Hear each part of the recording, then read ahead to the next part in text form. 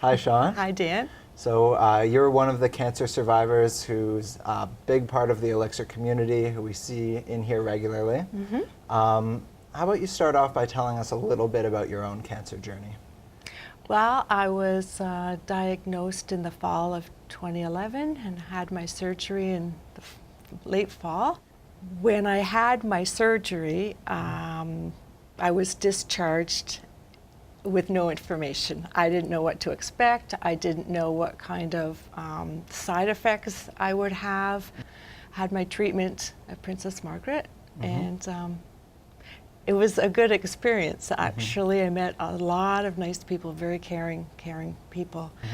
When I moved over to Princess Margaret and I pointed out some of the issues, I was having brain fog and pain, lymphedema. I didn't know what that was and that I was at risk for it. So I got a lot of day-to-day answers that helped me get through the treatment and after the treatment, and even still I'm using that information now. I just felt so, I can't think of the word, cared for. I know we've seen you around ELLICSR in several of the programs, and I know myself, I've noticed you also take on a real role of a community member and somebody who welcomes and helps some of the newer participants, newer survivors who come in. Would you mind telling us a little bit about that transition? You know, I didn't really notice it happening. Once I finished some of the classes and I started feeling better physically, it just happened. I found myself, you know, I get here a little bit early because I walk and see new faces, so you welcome them and show them around. They've already had their tour, but when it's with another patient, it's a little bit different. You get a little chummy. Is there anything different about you know, forming that kind of friendship with someone who's also a cancer survivor? Would you say there's anything different between that and maybe a regular friendship you would have?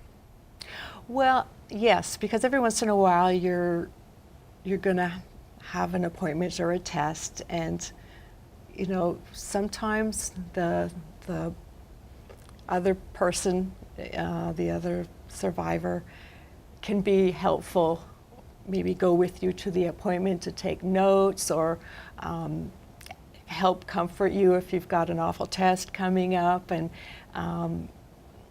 the person outside the environment, I mean, it might be a really close friend, but they really don't know what you're going through. And I've been really lucky that way. I've connected to quite a few people that way. So now it's been about 1.5 years since your diagnosis. You've been through treatment, a couple of different hospitals, programs.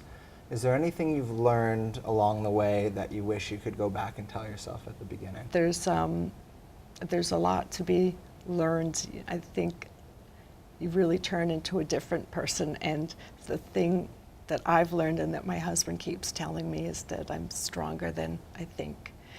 And it's true. I believe that now, and a lot of the classes I've come out of a much more confident person than I used to be.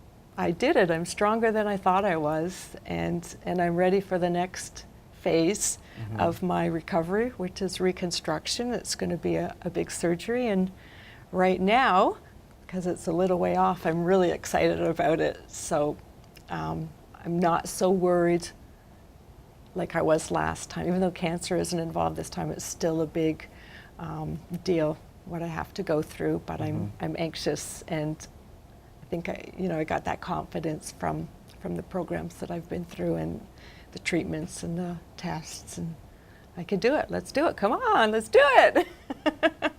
That's great. Thank you so much for coming in. Thank you.